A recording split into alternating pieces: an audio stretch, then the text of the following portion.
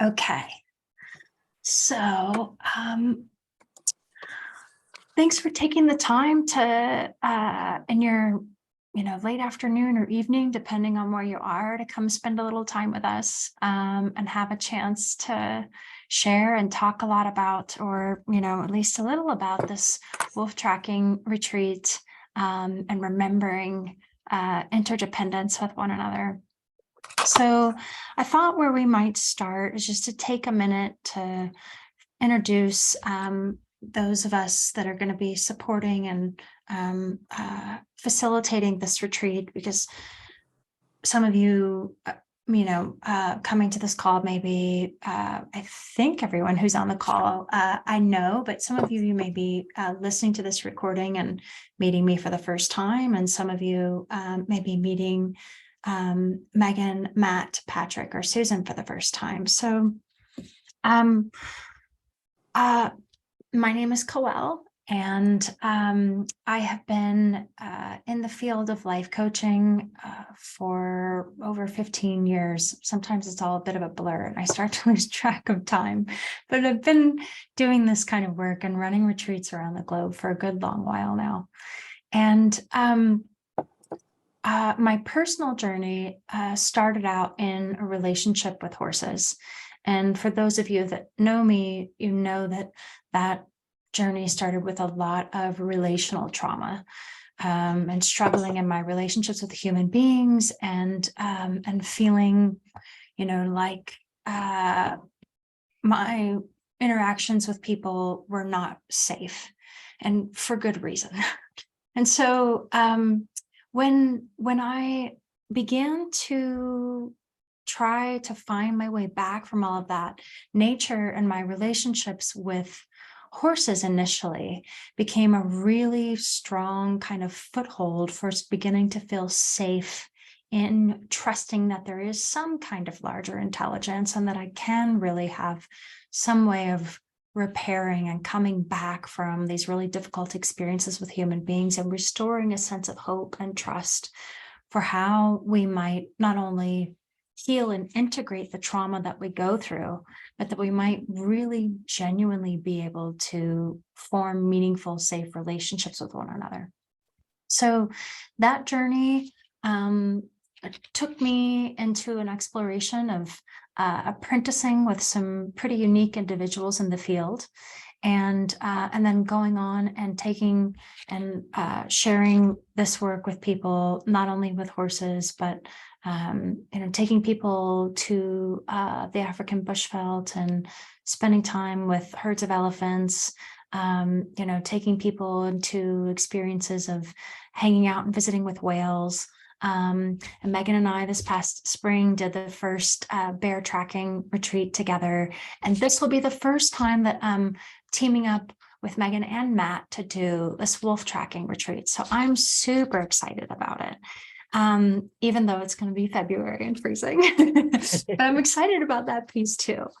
So I'll stop there, and let Matt, do you feel open to just giving a little, sharing a little bit of background? And you're muted, just so you know. How's that? Can you hear me? Hello, folks. Nice to see y'all here. Thanks for joining us. And Coelle, thanks for making this all happen. I'm excited to share the wild world of northern Wisconsin and the wonderful lives of wolves, who are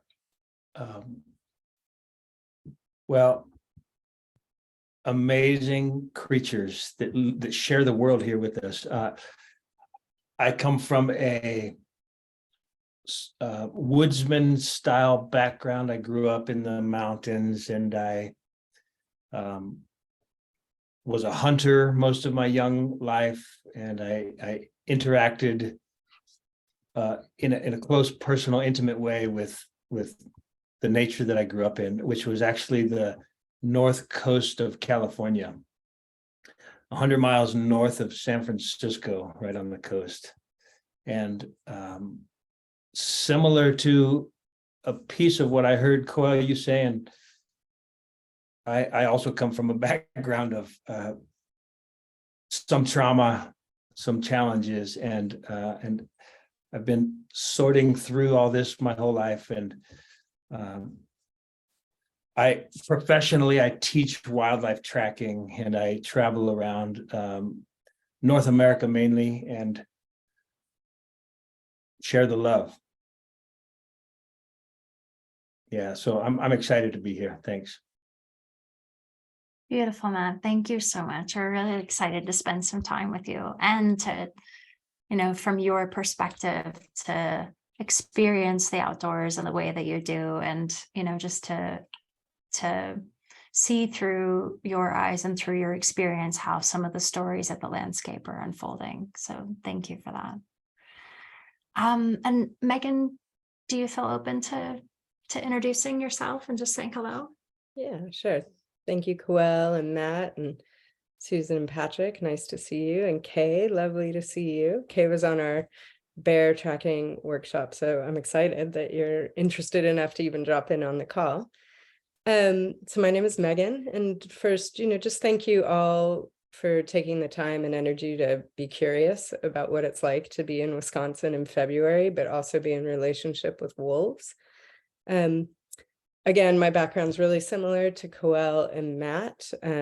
Of just a childhood and first marriage that were traumatizing and scary, and felt like when I was a child, filled with my parents leaving and then my father dying really young. And from that young age of whatever, I don't even know anymore.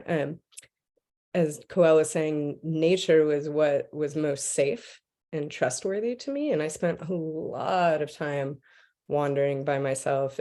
I grew up in Southern California in Santa Monica Mountains. I now am about, 30 miles south of where Matt grew up and living on the northern coast of California.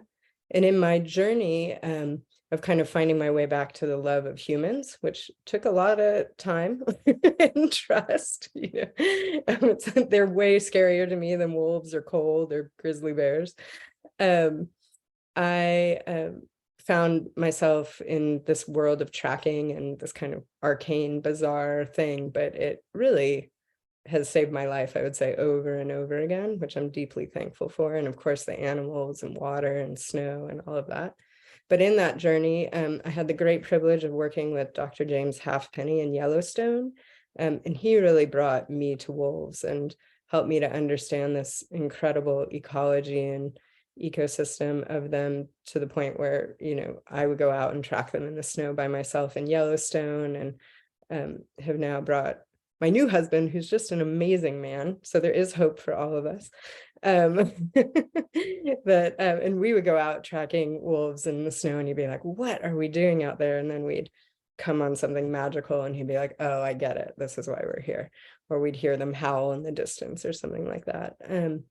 But my current work, I do teach tracking and spend time, but I also work with individuals, as Coel does, really helping them to see how your internal and external landscapes are working with each other. I also work in mainstream conservation, blending those worlds. And I work with a lot of Indigenous and Native folks in California, Oregon, and Southern Africa right now. And bringing that forward, because they have always been working those systems of internal, external landscapes. So I'm constantly learning. And yeah, as I said, just really thankful that you folks are here. Yeah. Patrick, would you be open to saying hello and introducing yourself? I'd be happy to. Good evening, everyone. And hi, Megan. It's nice to see you again. And Matt, it's great to meet you. I'm looking forward to meeting you in person and in Wisconsin. And Natalie, I see you out there and understand you're off camera while you're getting something to eat, but it's nice to meet and see all of you. Hi, Natalie. First and foremost, I'm blessed and just deeply grateful to be Coel's partner. And she has graciously invited me to take your partner to work day on occasion. And that's included some fun excursions to various parts, just this time, just in the United States. And I hope to start accompanying her abroad as well. And gosh, I think maybe by the end of this call, I'll understand what my role, but I've been through in the last,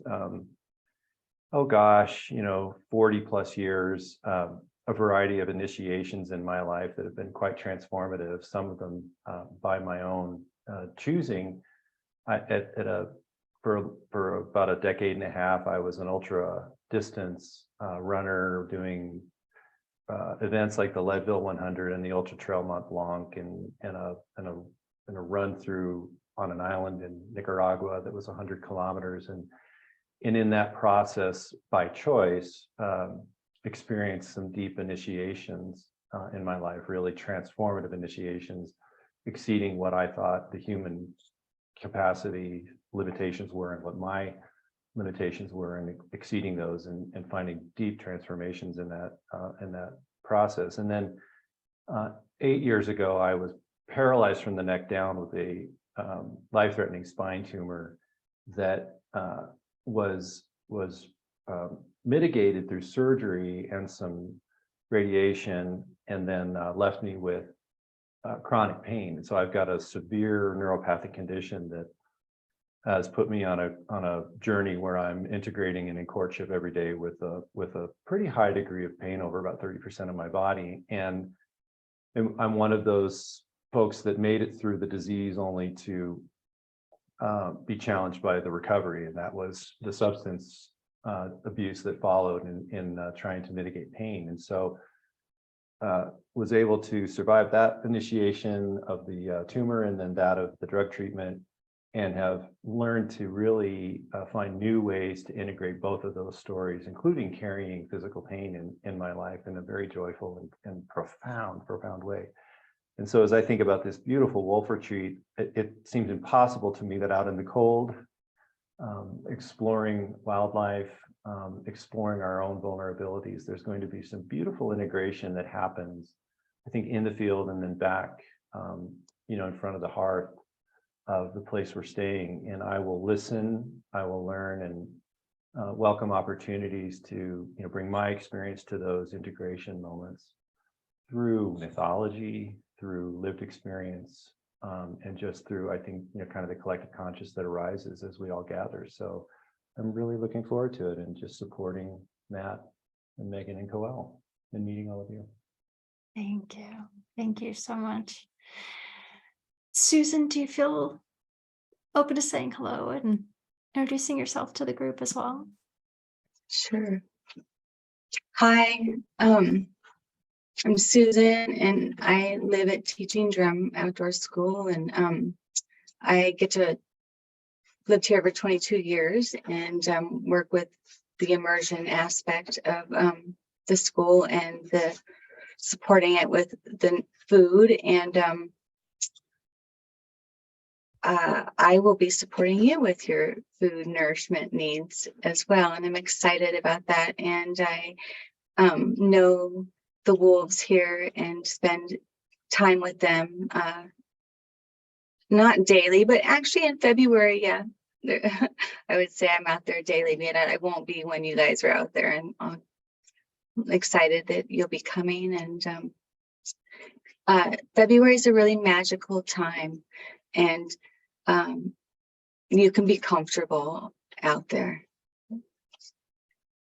Susan, thank you. I appreciate that. And it's so fun that we're all coming together in a way, each of us bringing our own unique backgrounds and gifts and experience, and that's sort of that interdependent piece of everyone bringing their gifts to the table to really be able to be in service in a way that sort of, for lack of better words, like touches the different points on the medicine wheel of our growth process, and being able to receive wonderful, nourishing food, after being out exploring is such an important part of this whole experience. So thank you for stepping forward to support us that way.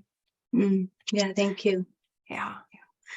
So I want to maybe just give a sort of broad strokes overview of the intention, what we're intending to do over these course of these couple days.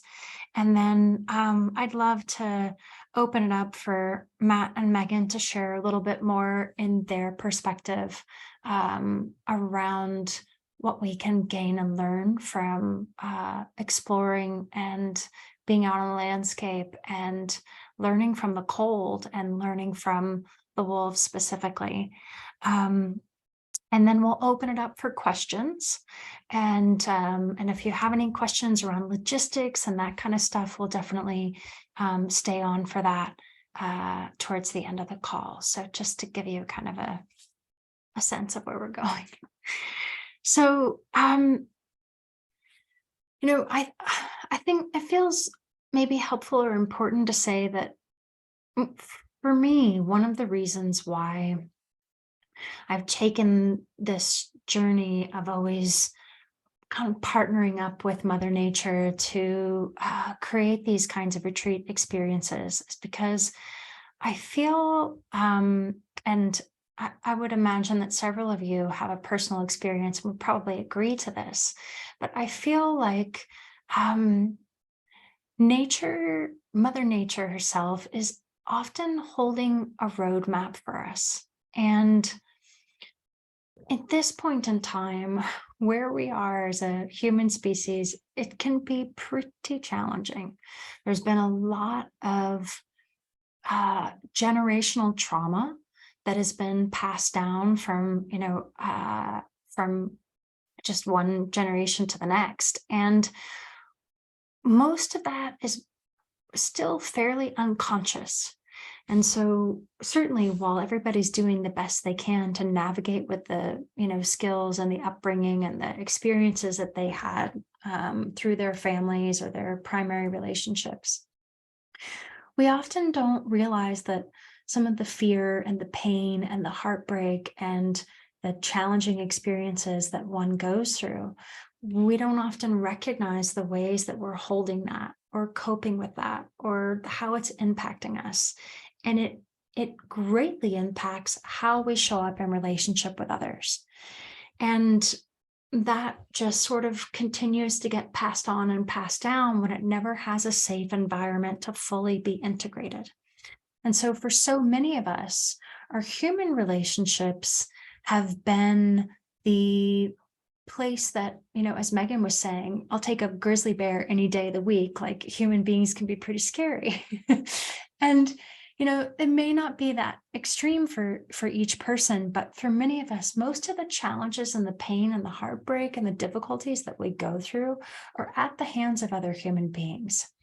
And what I found from a pretty early age when I was interacting with animals was that,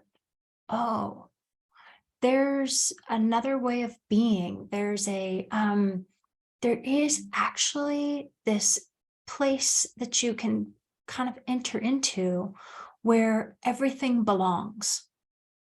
And you don't have to be someone, or you don't have to prove some aspect of yourself, or you don't have to, try to shrink away from the emotions you're actually feeling, or try to dismiss or not really notice, particular needs that you have. Everything that you're experiencing and feeling and curious about and frustrated about and excited about, it all can be exactly as it is. And that was a profound shift for me when I was interacting with horses early on at around, 10 years old.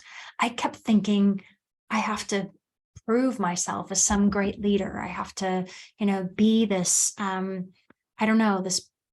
this perfect, super confident individual that knows all the answers.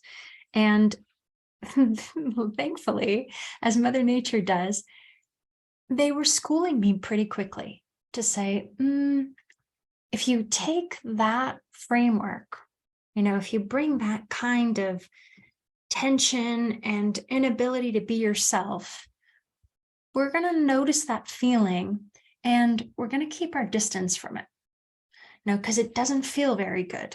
And that's not the world we live in, which is this space of just absolute authenticity, communication of needs and boundaries. They don't always get met, but that we're at least able to be authentic with them. And so in my own personal journey, I really began to realize, oh, wow, there's a whole nother part of this experience of being alive that kind of operates by a very different set of rules. And then I realized that we were operating with this framework of rules that were really, in many ways, not serving us and causing us to feel very disconnected from ourselves, very disconnected from each other, and woefully disconnected from nature. And so that's sort of the primary motivation for wanting to continue to bring us into experiences where we can remember these aspects of who we really are, and to come back to our ability to connect with ourselves, our ability to have safe, meaningful relationships with each other, and our ability to actually be in a thriving relationship with nature. So when we were sort of talking about this initially, when I first met Megan and I had heard about, her incredible, just beautiful tracking skills and her, the time and investment that she had put into developing her relationships with some of these animals. For me, and probably I'm imagining for some of you on this call with the curiosity that you have, wolves have always had this sort of spiritual nudge, or just mystique or something there that was saying, I want you to come closer and I want you to listen.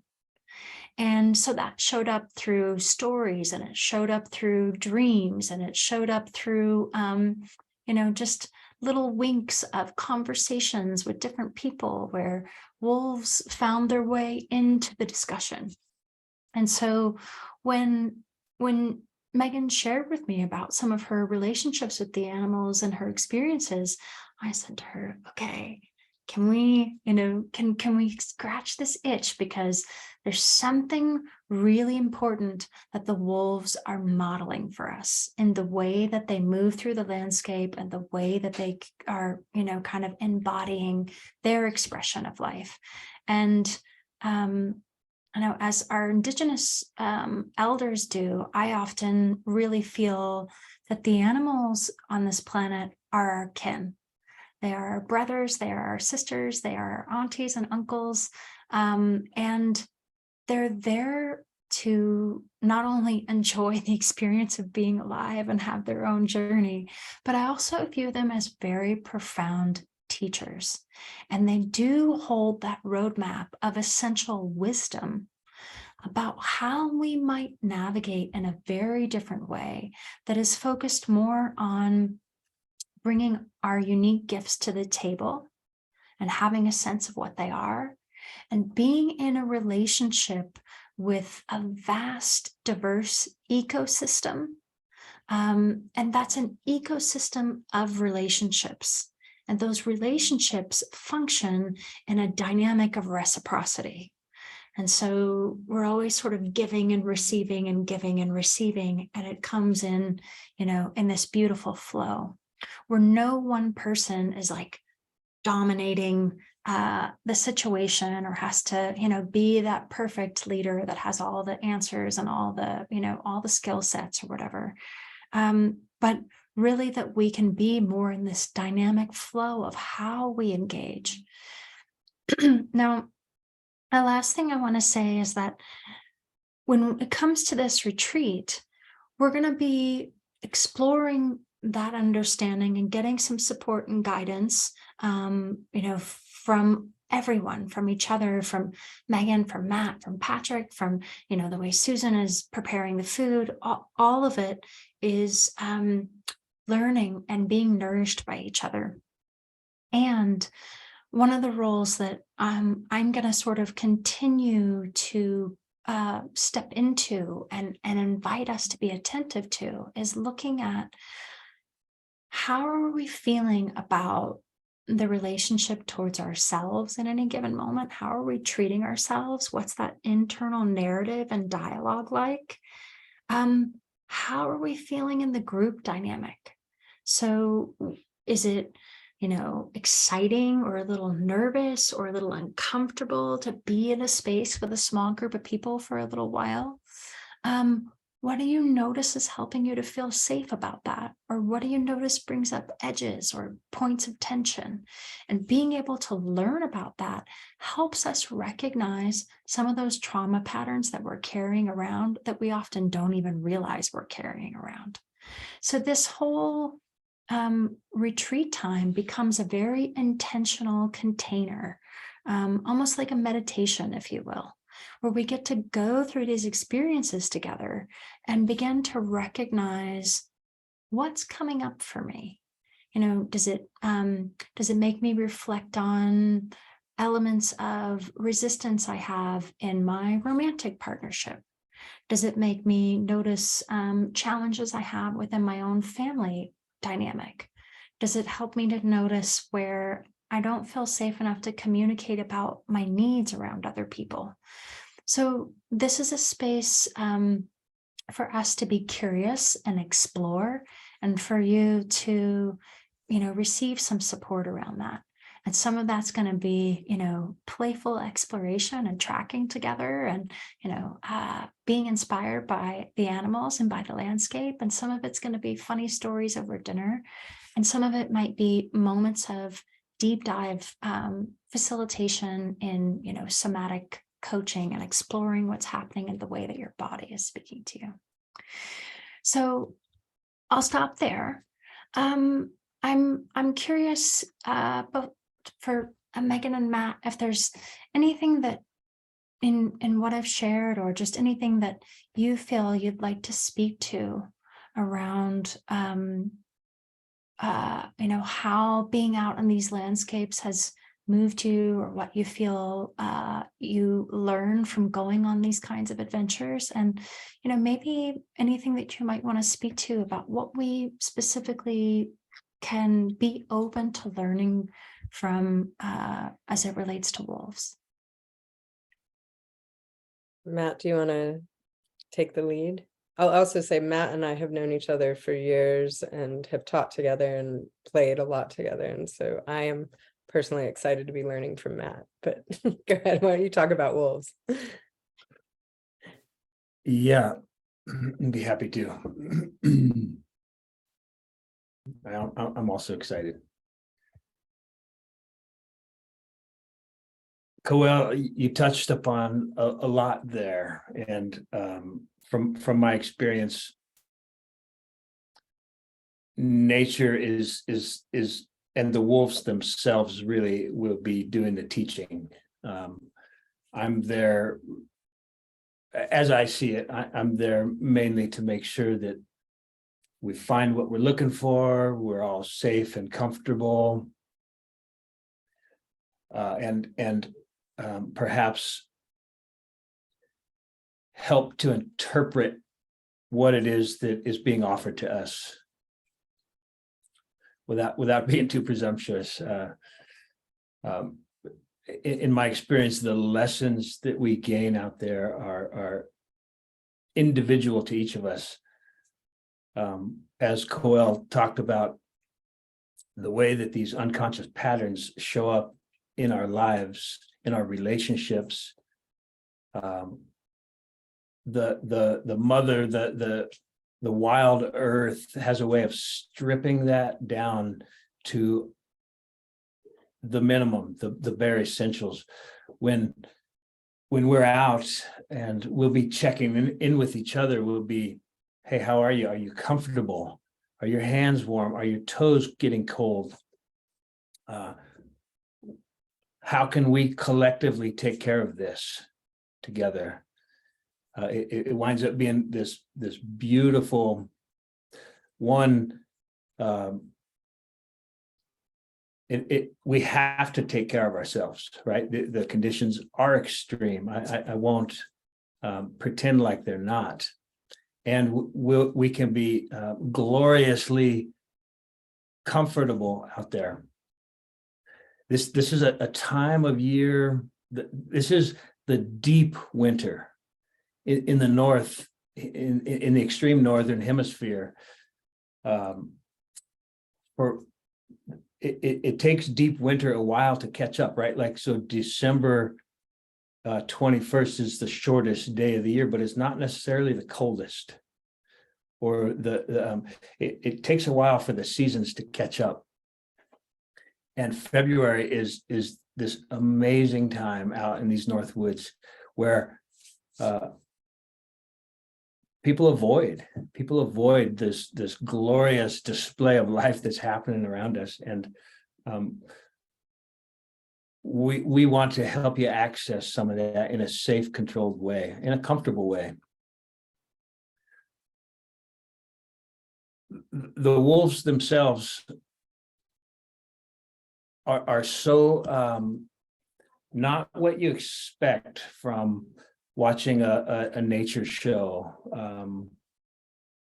They're all about relationship. They're all about, you don't have these snarling animals that are constantly fighting amongst themselves. You have interdependence, and you have cooperation and deep connection and relationship. You have different wolves, just as we're all going to be playing different roles. You have different animals in the quote unquote pack that play different roles depending upon their archetypes. I liken human and wolf archetypes similarly. Something I picked up from a teacher of mine. For instance, just a brief glimpse into that. There are certain wolves that are nurturers, and it might be the biggest, strongest male, or it might be the smallest, most aggressive female, or you never know who it's going to be. It has to do with their makeup, and we're going to be experiencing some of that ourselves, amongst ourselves, I think, in this experience. We'll certainly be exploring that and talking about this. To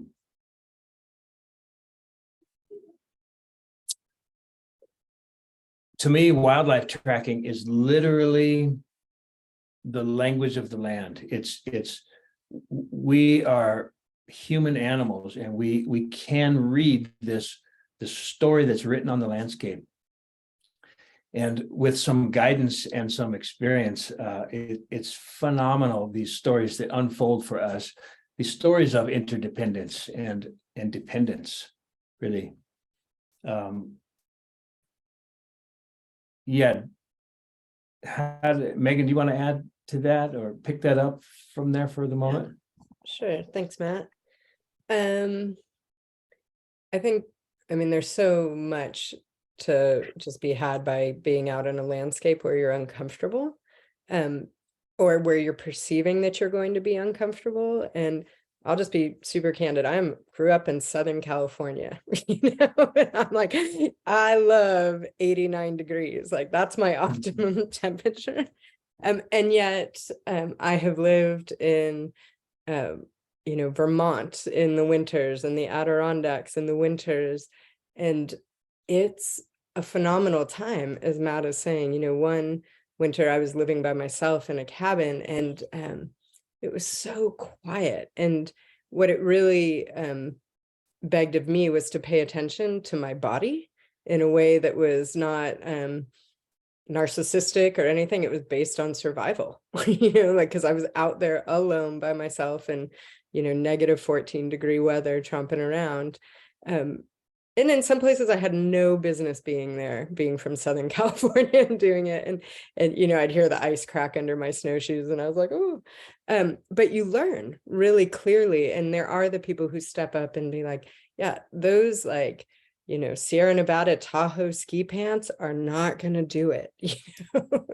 And Matt and I will help you with that, as really wise people help me with that. And as Matt said, it's phenomenal because you think it's going to be brutal and you're out there and you're warm in your body and you watch. I remember a really great book for you all to read if you're interested in winter is called Winter World by Bern Heinrich.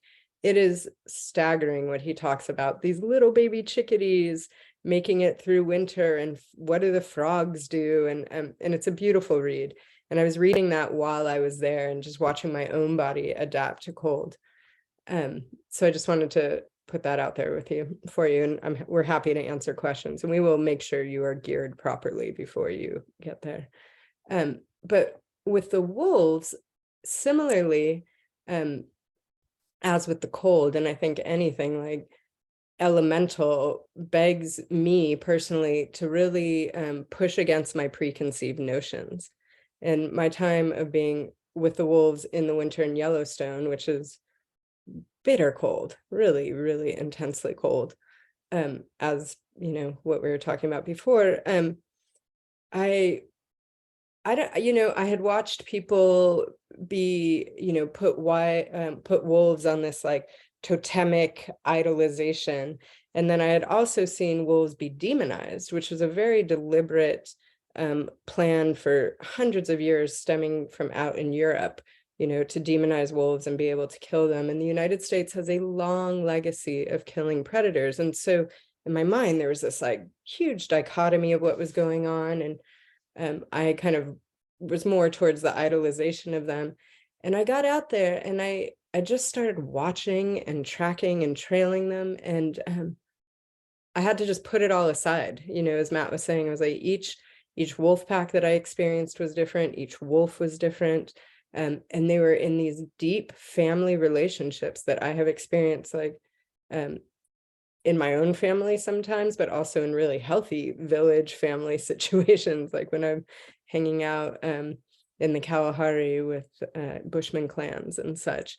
And two things are kind of coming up. One was watching, and there was this old male who had probably at some time been very active, and I could see it would have been his back right leg, and there's a big bloody gash, and he was limping along, and you just see he was old, and the rest of the pack is just easily, quarter of a mile, half a mile ahead. And then all of a sudden, all the wolf pack just stopped and waited for him to catch up. And it was astounding, and everyone was fine, and it was just resting, and they did, and they waited for him to catch up, and then he got to rest, and then they slowly moved, and there was one young wolf, not a pup, but that would continue to circle around behind him to just ensure that was happening. And so I saw that in real time, but then we went and looked at the tracks, and all of that story, as Matt was saying, was written in the snow. And it just blew my mind.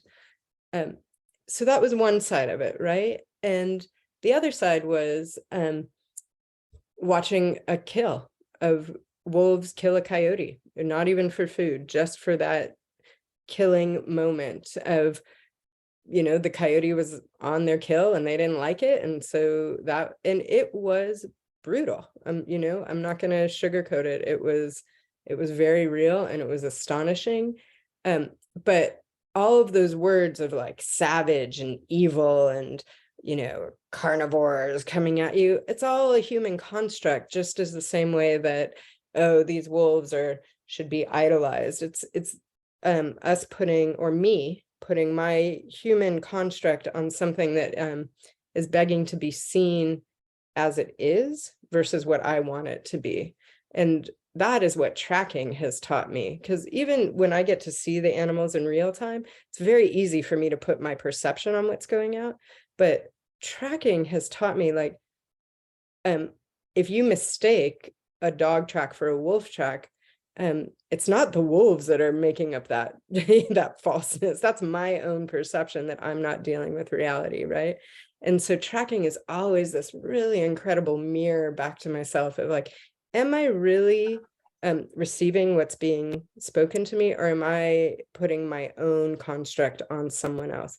I do it all the time with my husband. I'm like, oh, this is how you are, and probably not. He's got his own thing going on. So tracking in itself, whether I get to see the animal in real time or not, is always bringing that back home to me. And the wolves do that in a really beautiful way.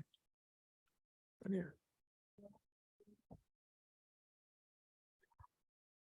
Thank you both. Yeah, just brings up so many exciting kind of like just recognizing again the opening that happens when we're willing to explore and to go into places that we feel a little fear or a little hesitancy or a little resistance to, and to allow ourselves to be curious and open and to let these experiences and the landscape and the animals and our connection to each other, to allow ourselves to be transformed by it. So we want to make sure that we open this up for questions. So we've got about 15 minutes or so. And if there's additional questions and we need to stay on for a few extra, can do that. But let's open it up and any questions that you have. And this can be, questions that you have about wolves. This can be questions about the logistics of the retreat. Whatever comes to mind for you. So does anyone have any questions that they'd like to ask? I'll ask.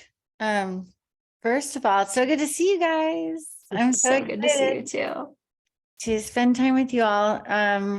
And because I went to the Bear Wisdom retreat and it was amazing, really amazing experience. I have questions about travel. So when I'm leaving from Los Angeles, is it, because I wasn't sure to check how that works. Like, is it one flight to there or is it two, or what is the easiest way to get there? It's two. Do you want to talk details of that now? I'd be happy to. Yeah, a little bit. That'd be great. So I'd like to get my ticket and all that. yeah, good. Michelle, I'm afraid your little dog might be cold up here. Yeah, just looking at how little fur she has. She's not coming. I wish she could, but no, yeah, she's not going to come. It's my little mini wolf. Have you seen those? Yeah. You'll be flying into Rhinelander, Wisconsin. Mm-hmm. Rhine Lander. And that's typically a flight into Minneapolis and then a small 35-40 minute jump from Minneapolis. It takes a little while to get through the airport from where you'll come in on the big jet and then you'll have to go out to where the smaller planes take off. So typically the ticket agency will take care of making sure you have plenty of time, but just keep that in mind. It might take 30 minutes to get through the airport in Minneapolis. Mm-hmm. Okay. And then just adding to that, I mean, we will have I believe it's like a 9-bedroom, 8-bathroom, sort of very good, nice quality Airbnb that we're using to host this at.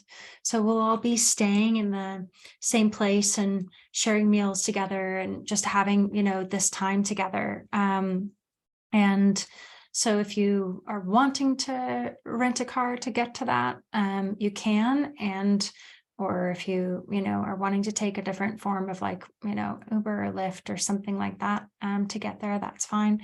We will have a larger SUV vehicle, kind of like we did with the Bear Wisdom retreat, Michelle, and we'll go together to the different areas that we're going to track from each morning. Yeah. Okay. Sounds good. No, I'm glad we're all staying together. It sounds really great instead of having separate places this time. I think that's really good. Yeah, I think that's it for now. That's what I was curious about, if it's two different flights.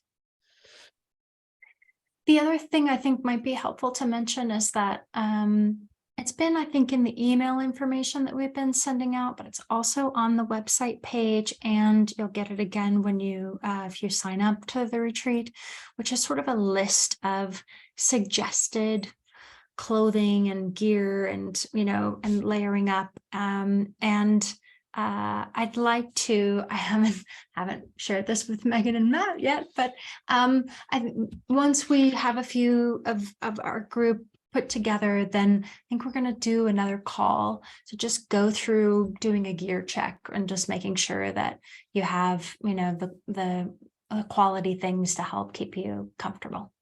So no ski pants, huh, Megan? As long as they fit over some big, bulky wool or fleece. Right. So Okay. loose ski pants. Yeah. One of the things that Matt shared with me that I found was really helpful was thinking about how you layer.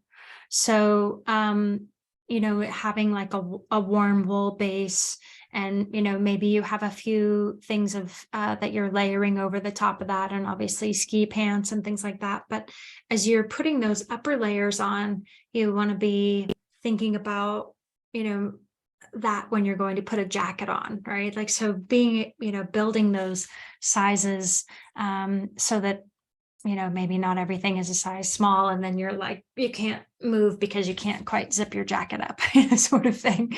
So just thinking about those layers. And I found that also really helpful information too, Matt, about sort of thinking about that with your feet, and putting on a couple of layers of wool socks and having enough room in a winterized boot that your foot isn't squeezed up tight. So again, we'll do an additional call to kind of go through some of these things, but there's a list of suggested gear for helping you with, really being sufficiently and well prepared for being warm. And we can do additional call to just walk you through that. Yeah, and I will also say, because my feet are pretty chronically cold, I put foot warmers in the bottom of my shoes. Like I have tried every combination possible. I have wonderful boots, but I use foot warmers. Otherwise, I can't keep my feet warm for more than an hour or two. So it's not cheating. And we'll have a big box of those. They also go inside mittens. Exactly, both hands and yeah. So yeah, the goal of this, we're not outward bound. This is not alone. It's not about suffering. We can create our own suffering, but we're not going to add suffering to you. Are there other questions that anybody has? One more about that, because I know we went to the bathroom freely on the bear retreat, like wherever, like the bears.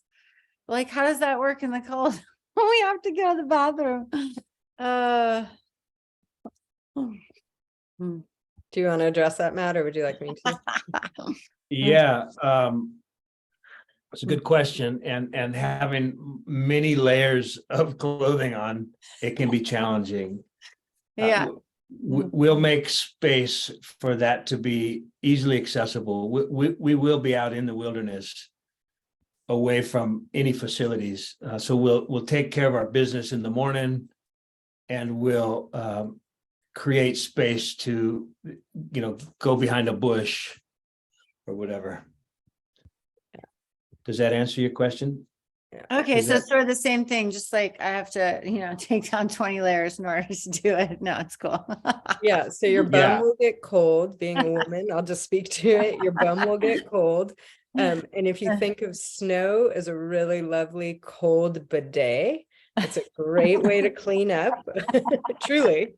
Yeah. And then we will also have toilet paper and things like that too. But and then you pull up really quickly and you're like, oh, there's actually a relief. It's kind of, when you get out of a cold pool and someone puts a warm towel around you. Yeah. Okay. Yeah. I want to get all the important stuff out of the way, like where we're going to the bathroom and stuff like Yeah. that. Those are good Stuff I questions. remember from the bear trip. Okay. Yeah, the cold is such a teacher of presence. Yeah.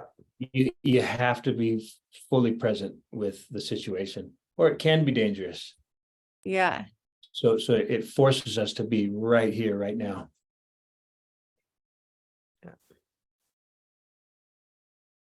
Other questions? What was the Any- name of that book again? Sorry, that book about the winter and the cold and Winter World. Yeah, I can put it in the chat. Besides questions, are there any concerns or fears?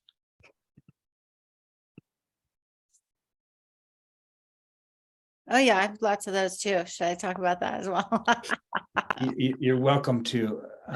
You're welcome to. Yeah, I would like to add that I work with people out in the cold often, and people walk away from experiences like this. Just sometimes their biggest takeaway is, my gosh, I was out there in 20 below and I was comfortable and I can do it. And they learned how to be in an uncomfortable situation. And it's really, really beautiful personally for me to watch that empowerment happen. Go ahead with your question, Michelle. Yeah, that's definitely part of it. Cause I don't know, it's so weird that I don't know if I'm the only one, but I have this, yeah, like fear, I guess, of the cold.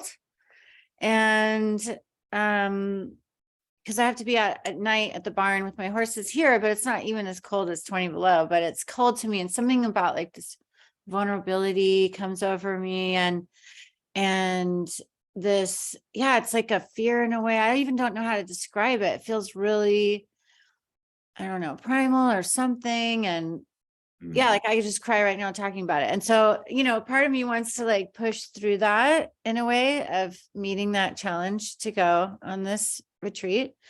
Because when I tell people I'm going at this time of year in the winter to, this place, they think I'm totally insane. And to be around wolves. And they thought I was crazy too, to go on the bear retreat as well. So here we are, chapter 2 with wolves, and the same people are like, what are you doing? And yeah, so that definitely comes up for me for sure. The weather and yeah, and just being around nature in this way where it's like, wild nature, yeah.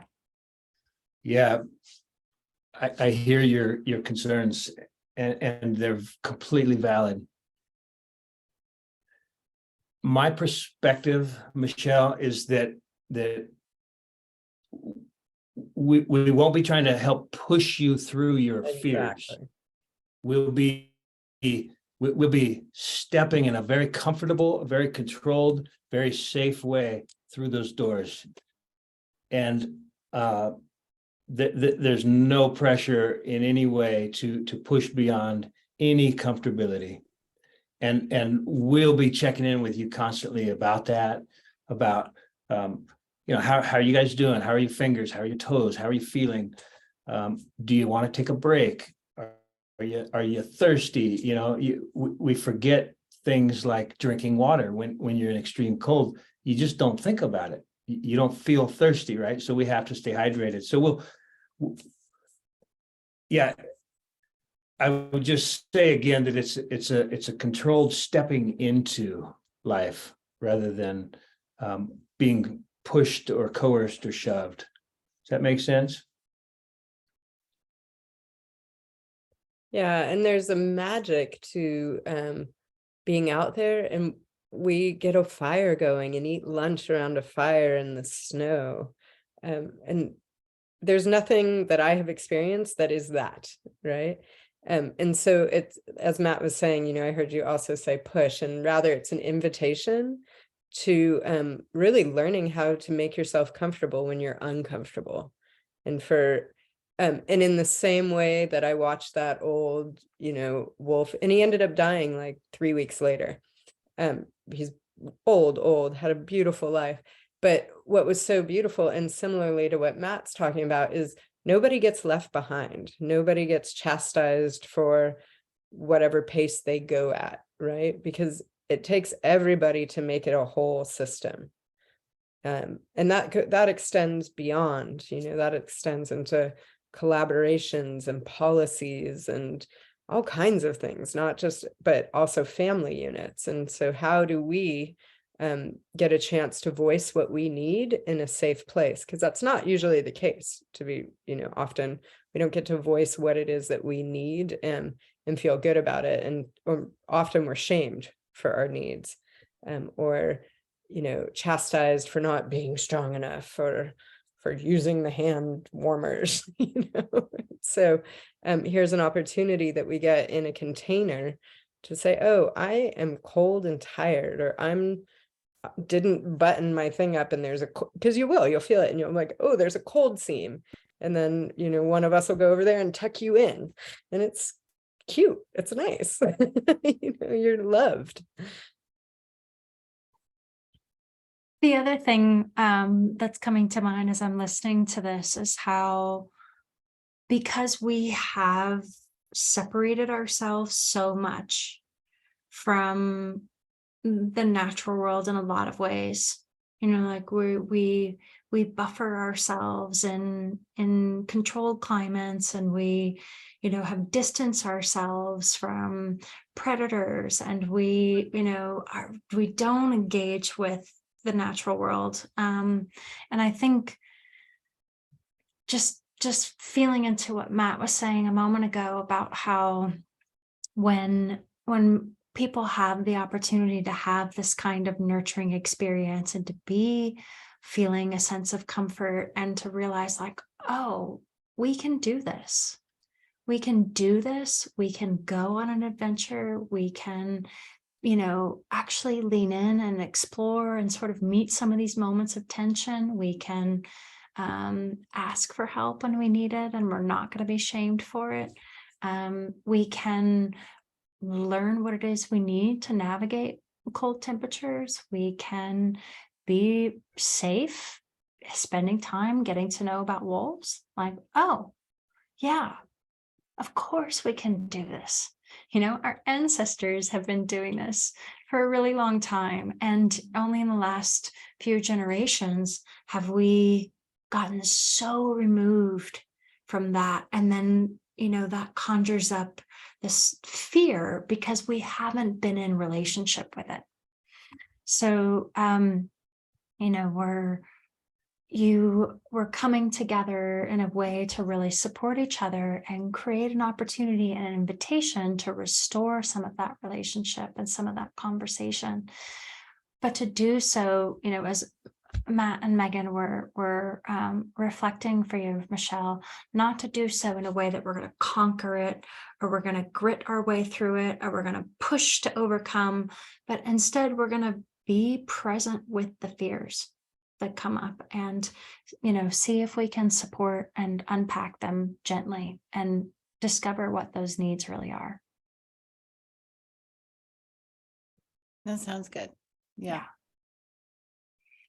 And one of the things that actually, Quell, you just said that resonates with me is when you're in the cold and you're like this, it's actually really uncomfortable, right? Mm-hmm. It actually makes you colder.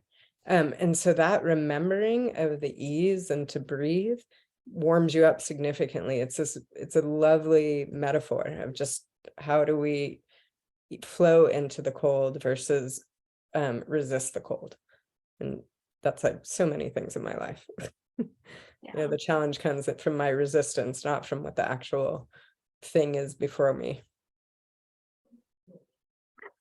Well, I'm noticing that we're at our hour mark for a call, and I just want to check in to see if there's any remaining questions that you have before we wrap up.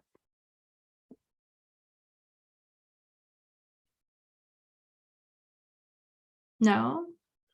Well, Michelle, thank you for your questions, because those were really helpful. Yeah. You must have been asking the questions that was on everybody else's minds. Yeah. Okay, cool. Yeah. Glad I could do that. Yes. So please know that you can reach out at any time with any additional questions that you have. And as we mentioned, for those of you that do sign up, we'll set up an additional call date just to kind of go through a gear check of things that are good to have on hand. And we hope we hope that you'll come to join us for this adventure. We're really looking forward to having and sharing this experience together. So with that, I wish all of you a really beautiful evening. And please, don't be shy to reach out by email if you have anything else that you want to ask or anything else that you need. Please. Yeah, and thank you for taking the time, everybody. Thank you for making the space and time to be on the call together. Thank you, guys. Bye, everyone. You're Bye. Thanks, welcome. everybody.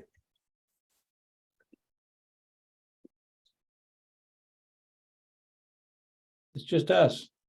Yeah. Just gonna stop the recording.